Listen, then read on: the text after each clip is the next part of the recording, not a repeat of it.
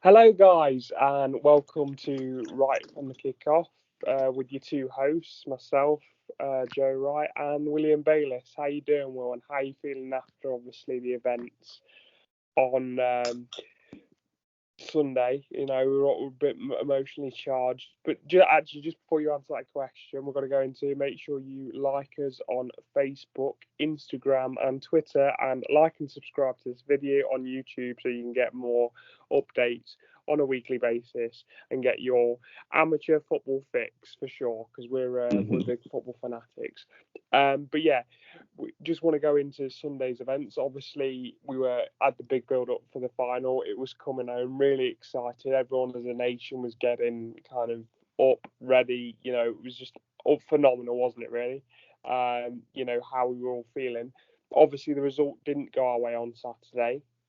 We lost on penalties, heartbreak.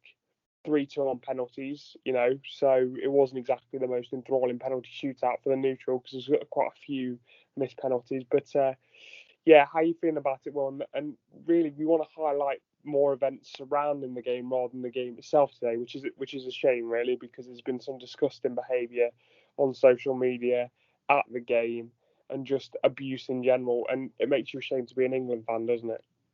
Yeah, you hit the nail on the head there, Joe. I just said to you before we came on air. Obviously, we were watching it together. Obviously, we were disappointed at the time, but we're more upset about the events surrounding it. I'm honestly embarrassed to be associated with England quotation mark fans because they're not fans. They're just idiots, aren't they? Let's be real. And it just makes me feel sick to my stomach. The game is secondary to me, really. Like, I was so upset at the time, but now it's secondary, isn't it? And it's just embarrassing of all incidents. I'll let you get into it, Joe, but it's Yeah, just I was just makes gonna you say. feel sick to the pit of Yeah, your I was stomach, just going to doesn't it? say, so if in case anybody hasn't, if in case you have been living under a rock for the past couple of days, so basically, um, the three lads who missed the penalties for England were all black. And the reason I say that is because it has significance to the story. And then they got racially abused um, at the end of the match because obviously we then went on to lose it. So that was kind of the first thing surrounding the game, before the game, during the game. People broke into Wembley. London was basically a riot zone for a number of hours before and after the game. Um, you know, Police brutality, kind of in terms of they were getting abused themselves. And I want to say this from an England's fans' point of view. We are talking about the minority here and not the majority. It's a small number of fans, but they seem to be the loudest. There's been a number of tweets directed at the three players. So the three players are Saka, 19 years old, 19-year-old kid, stepped up bravely to take the last penalty. Unfortunately missed, but he'll learn from it. 19-year-old kid who's had a great tournament, by the way. Sancho, who had a brilliant game against Ukraine, and is going to be phenomenal for Man United, I have no doubt. And of course, Rashford, who we know is a great player, but also has done so much off the field for young kids. Getting them food and stuff like that, and just kind of being a role model that everybody really wants to see in football. These three young lads, 23, 21, and 19, all racially abused because they lost a game of football. Like, I love football, I love it. It's one of my biggest passions. But at the end of the day, it's just a game, and nobody should go to a game of football, player, fan, or otherwise, and get racially abused. It's just not. It's just not on. And I was disgusted by the fact of that. And then, of course, you've got the hooliganism outside the ground. I mean, I don't know whether you want to add any more to that, Will, but I was disgusted. Yeah, I was just gonna say, and people say, "Oh, it was a minority." Like, and people need to stop saying it's a minority because it doesn't matter if it's a minority, it's a majority. It's just disgusting behavior, and it just mirrors the society in this country at the I think moment. I It think makes me feel sick. Sorry, Joe. It's just that no, it's fine. it makes me feel so disgusted. And you know what the worst part of all of this is? Was that? We're not even surprised, are we? No, we're not. We're not now. But And that just shows like we're disgusted. Don't get me wrong, but people are just the worst, aren't they? Well, let's just go through, and I mean, obviously, not mean to make this podcast political or anything like that, but I think there's been a few kind of players in the game. You know, Gary Neville. I know Tyrone Mings kind of had a bit of a go back at Priti Patel, who's the MP Tory secretary.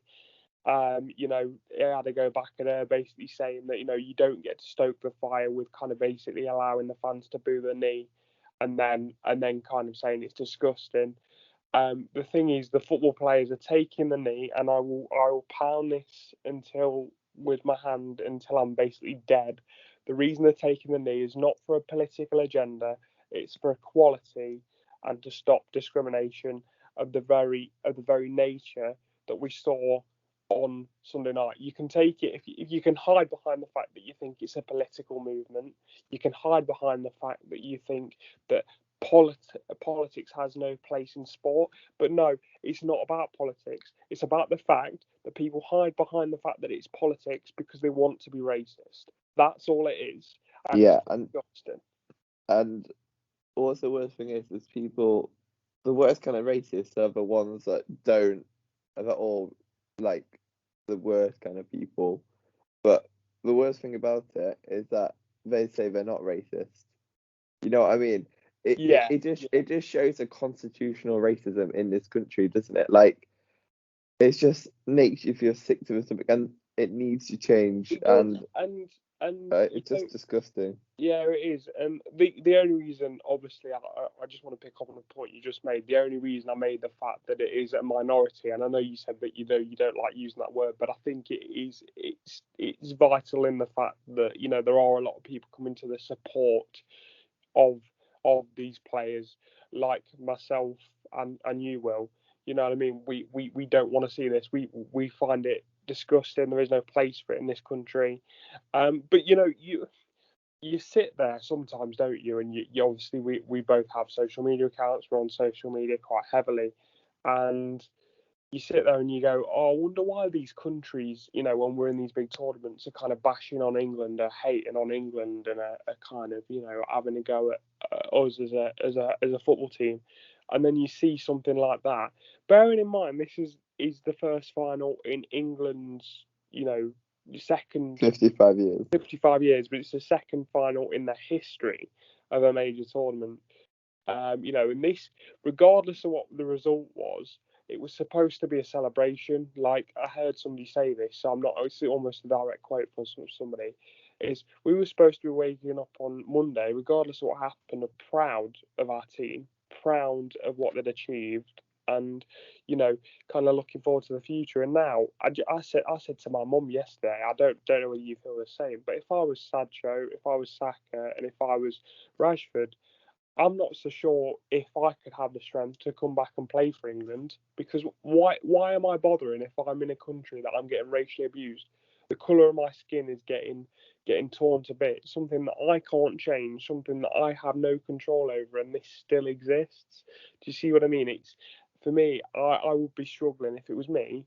I would be struggling to be like, yeah, you know what, I'm going to come back and try and prove these guys wrong. You have nothing to prove. It's the idiots. Why should I play for these idiots that want us to win so badly, but yet are so quick to abuse me when things don't go quite the way I want them to?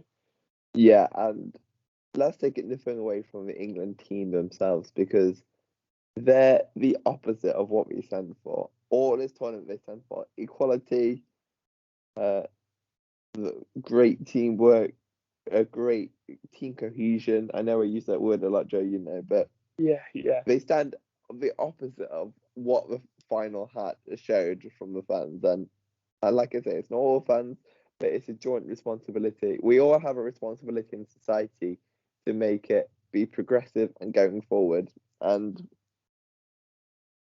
yeah, I mean, it's just disgusting. I've got to be honest with you, Will. I've got to be completely honest, and I hope you don't mind me going into this. I was saying this to somebody the other day.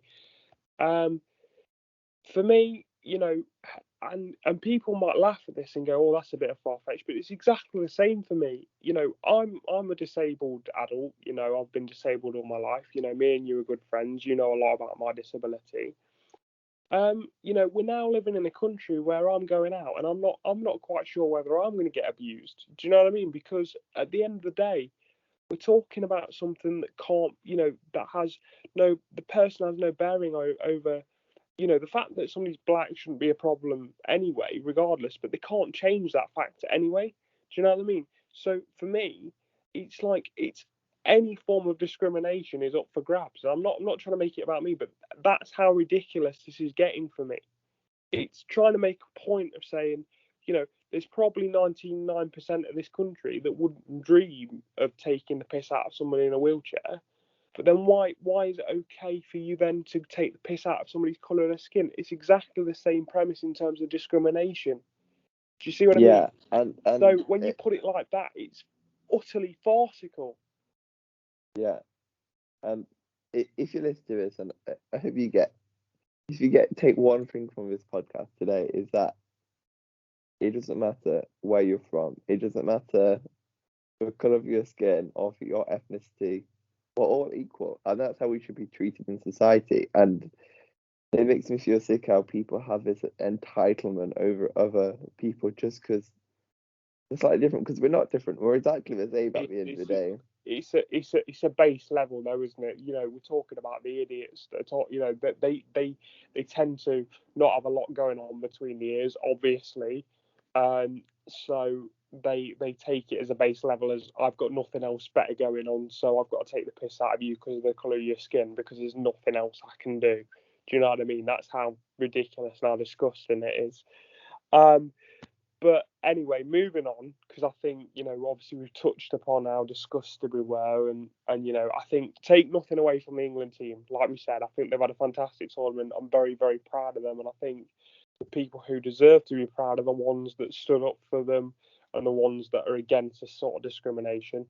But yeah, we deserve to be proud, and this team have done us have kind of given us faith in the last couple of tournaments back in the international team. Gareth Southgate, I know he's not everybody's first choice. I know that there are some people that are still doubting him, which I find hard to believe. But he's done a great job, and they deserve a massive pat on the back for me. But going on to the final, congratulations, Italy. Winning your second European Championship. It's been 53 years since the last one. They did really well in the tournament. Were probably one of the best teams to play in the tournament. What did you make of the game, Will? Let's get on to the football now. What did you make of the game? And obviously it was heartbreaking for us, but just on an Italy point of view, they played well, didn't they? They've been playing well all tournament. Yeah, and I think in some ways the worst thing that could have happened to us was that we went ahead so early, because we scored that opening goal in the first 2 minutes, which it was a hell of a goal, don't get me wrong. It was on the half volley, just on the bounce, and that's one of the hardest techniques to score from. And it's just Luke Shaw, possibly best left back in the world at the moment. Possibly.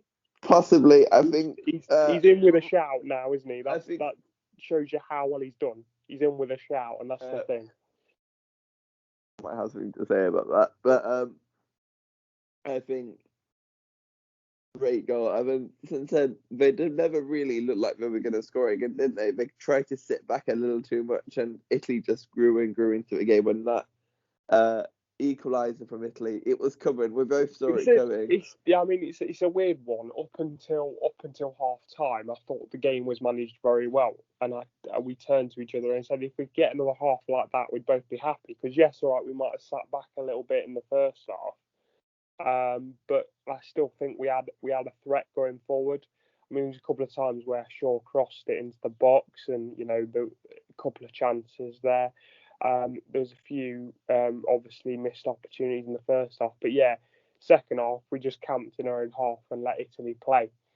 And with a team of that ilk, you can't allow them to do that. And of course, because they got the goal, they then had the impetus going into extra time.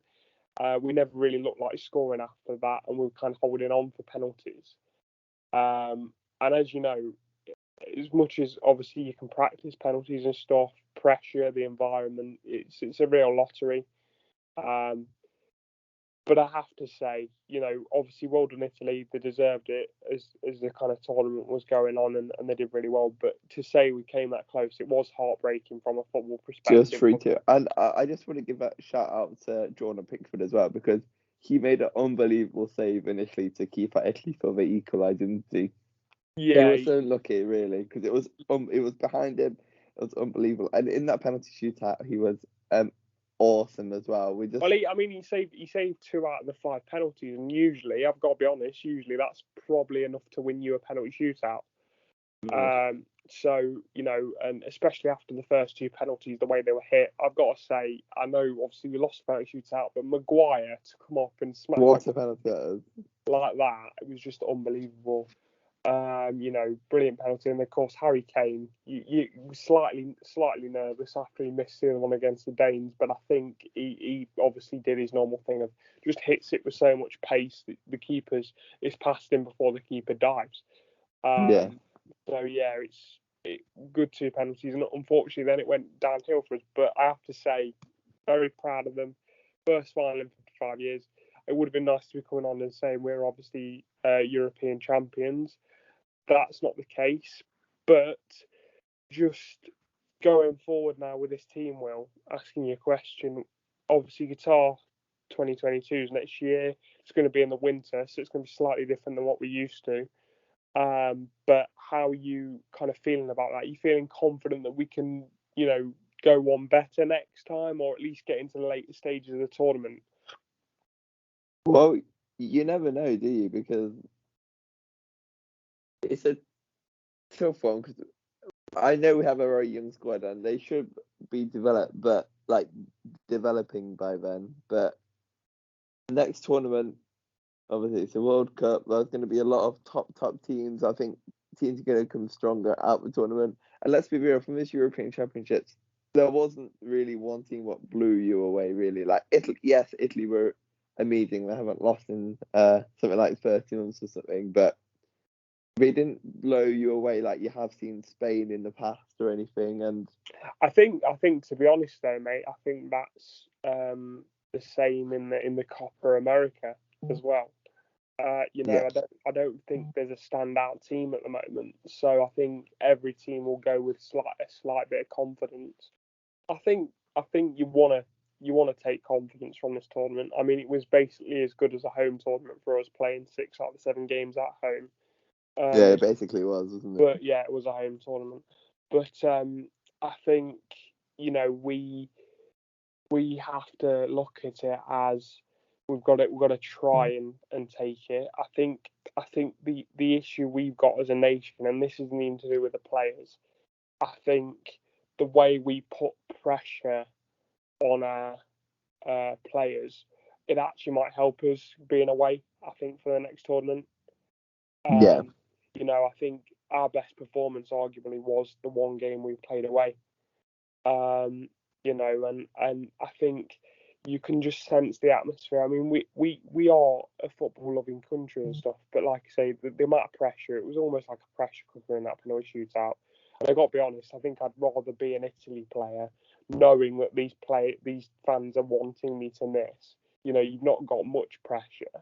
You're putting more pressure on the home team. Exactly, yeah. And I did say that to you last week, didn't I? Like, if anything, sometimes your own fans can cause more pressure because, like you say, you have that weight of expectations on your shoulders, and you can feel it more so, can't you?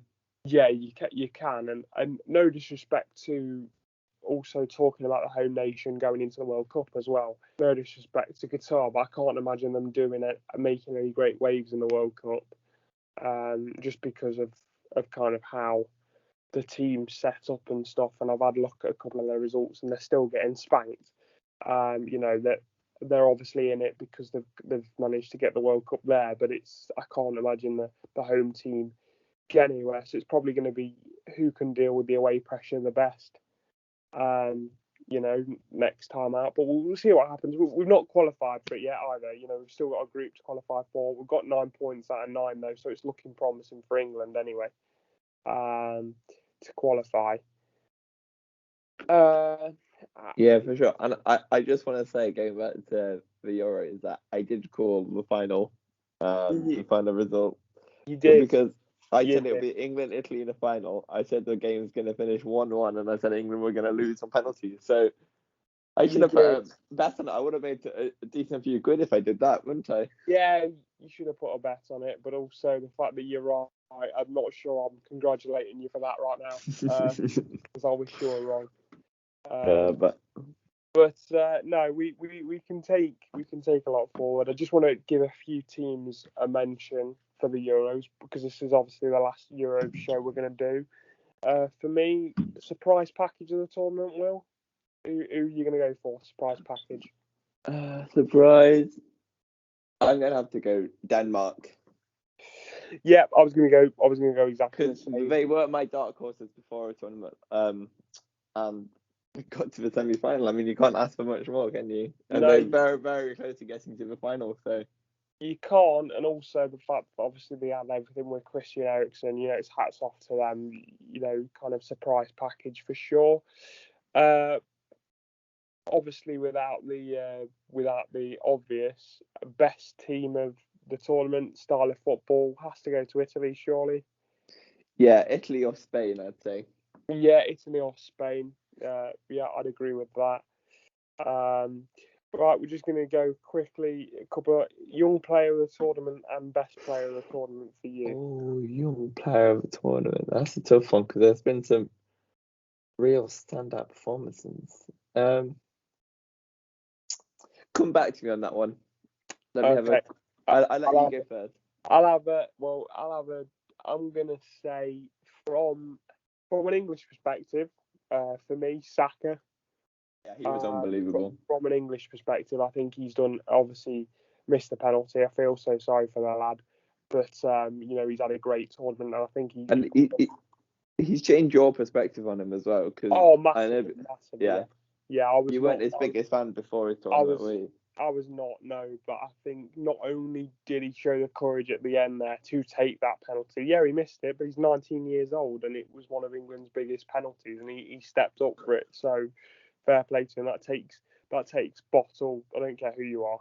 That takes bottle, and he's 19 years old. He's very, very versatile. Obviously, he's a good defender as well. For an attacking player, very good defender. You can have him at kind of left back, right back. He's very versatile. Very good player. I want to shout out as well. I can't quite remember his name. 18-year-old that plays for Spain. Oh, Pedri. Pedri, Oh phenomenal yeah, player. he's my player of the tournament as well. Yeah, that was the one I was talking about. Young player of the tournament. For me, player of the tournament, English perspective. Again, I'm going to go Sterling. I Yeah, he thought, was again, unbelievable. he's another player that changed his mind, that I changed my mind on. Brilliant player. And, I think it's... Hang on a second, mate. I've got to go because the dog's... Hello, we're back. Sorry about that. Just had some technical issues. I say technical issues. My dog going absolutely berserk.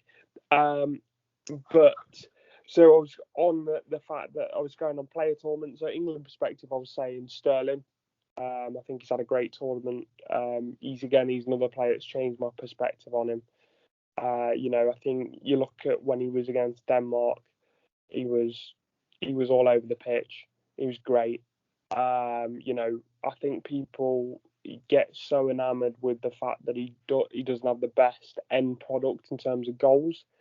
But he scored 3 this tournament. But I also want to say, people say, "Oh, you got 3 tap-ins." I mean, there's a few of my mates who said there were only tap-ins, but his positional play.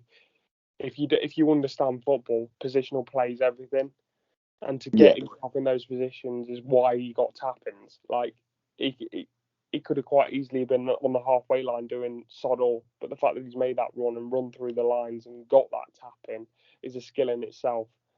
So great player. From the overall tournament perspective, it's a difficult one. I want to go for an Italian player, but I think I'm going to have to.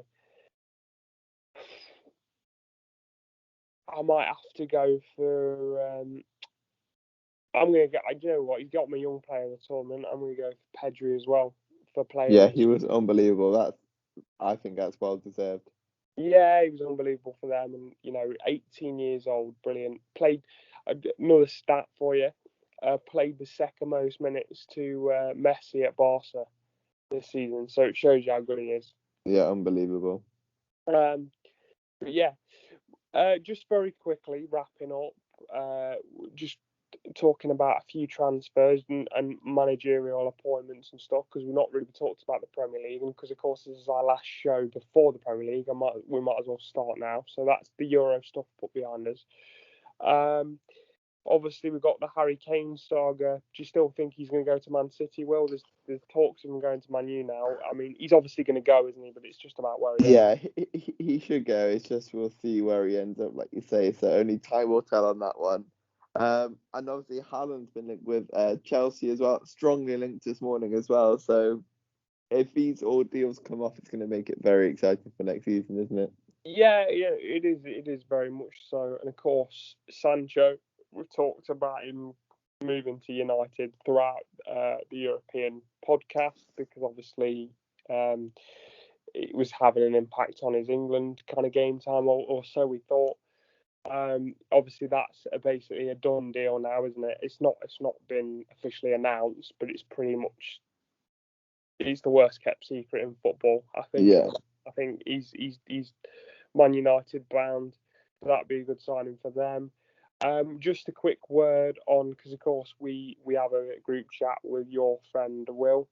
What do you think of Nuno going to Spurs? And I mean, we had a show about it, didn't we, a few months ago when he said he was going to leave Wolves, and everybody kind of laughed. It's like he even said himself he wants a bit of time away, so everybody then thought, oh, it's not going to happen.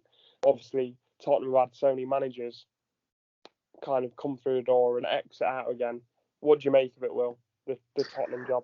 I think it's gonna can he hack it at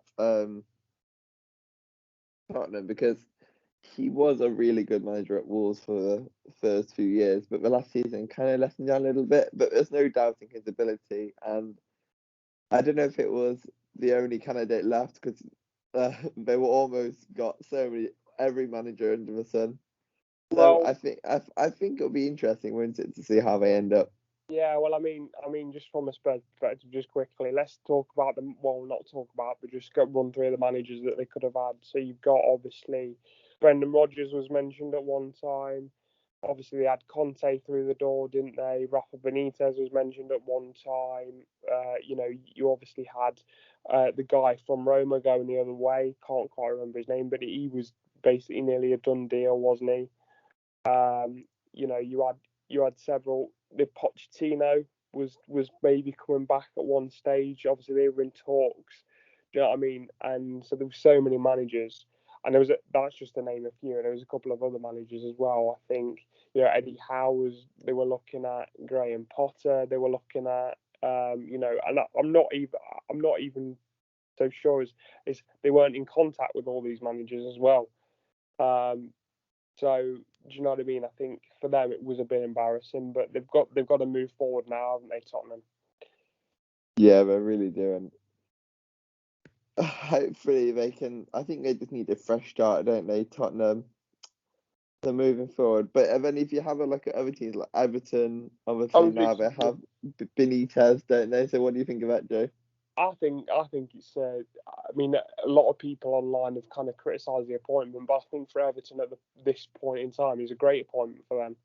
A great appointment. I know I see his links to Liverpool, so the Everton fans, he probably wasn't even their kind of fifth choice because obviously there's that rivalry there. But we know with Liverpool and Everton, it's quite a friendly rivalry. It sounds really Yeah. weird, but it's a family orientated rivalry, isn't it? You don't look at it and go, oh, it's a nasty rivalry. That's kind of more for Man United and Liverpool. But yeah, it was interesting. I think it makes sense for Benitez. He wants to be back, so It was a really good appointment in my opinion. What about you? Yeah, I think it's a perfect appointment because you saw he overachieved at Newcastle, and I think he's going to be a great manager there. I'm Yeah, really and last but not least, Patrick Vieira. Now this is a very interesting appointment for Crystal Palace, isn't it? Obviously, uh, very he retired, didn't they? The old Crystal Palace manager. So, what do you think of that, then, Jay? yeah. Obviously, with Roy Hodgson leaving, it was all about who they were going to kind of get in. I think this one, out of all the appointments being made, is more of a punt. Obviously, I know he's had experience. I think he's been at Marseille. He's obviously been at Man City at the coaching kind of back area. So he's got experience in that sense. But I think in terms of him having a managerial job in England, he's a legend of the game. He obviously was a great footballer, but we've seen it on so many occasions where great footballers don't quite cut it as managers. So it doesn't mean you're always going to cut the mustard, but he has been in and around the game and sort of coaching stuff. I think it's the right job for him. I think it's the right time to take it because he's been in and around the game for a while now in a coaching capacity. But it's just going to be interesting to see how it fares because it's funny. Obviously, we know loads about him as a player, but as a coach, we're not. In terms of a manager, being at the forefront of the football team, we don't know an awful lot about him as a manager, do we? No, I think it's going to be very interesting indeed, isn't it? And last but not least, we say the new Wolves manager, Bruno Lage, I think it is. Now, Yeah, his only other previous spell as first team manager was at Benfica, there for a year and a half. So obviously he's probably very good at bringing up young, exciting players. 67% win ratio there, and I think that's a very interesting, exciting appointment if you were Wolves right now, don't you think? I think I think it is an exciting appointment. I think it's the most predictable appointment because I think obviously he's Portuguese. He's I think he's coming from the same agent as Nuno. I might be wrong. But there's those kind of ties at Wolves and stuff, and it's to kind of keep that Portuguese contingent there at Wolves.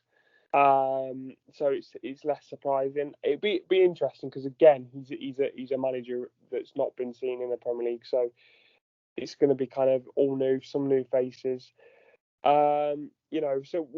It's a very exciting Premier League season to get into. Of course, Leicester v Wolves the first day of the season, so obviously we'll get to see him first and see how he sets up the team against us. But no, it's very interesting. And of course, by the time we get back, there's going to be a lot more sort of shakes in the transfer market when we get back, because that's something else that I wanted to mention. Obviously, we're signing off now. We are not going to be back for a good 3 or 4 weeks, just because we're going to have a bit of a break, aren't we, Will? Yeah, just get reconvene. Yeah, just kind of have a bit of a break, sort of decompress from the football. I think we both need it in terms of the disappointment we felt in the Euros. But yeah, we will be back just before the Premier League season starts to talk about transfers, talk about where we think teams are going to be. And obviously we're going to look to improve the podcast as well. So looking forward to it. Looking forward to having a bit of a break. But enjoyed the last couple of months with you, Will. Sort of starting this up and stuff. Have you enjoyed it, mate, this season? Yeah, I really have.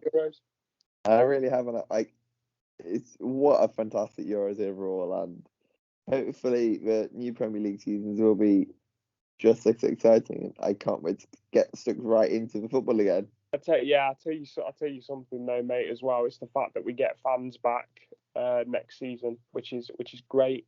Hopefully, depending on kind of COVID and stuff, that it stays that way.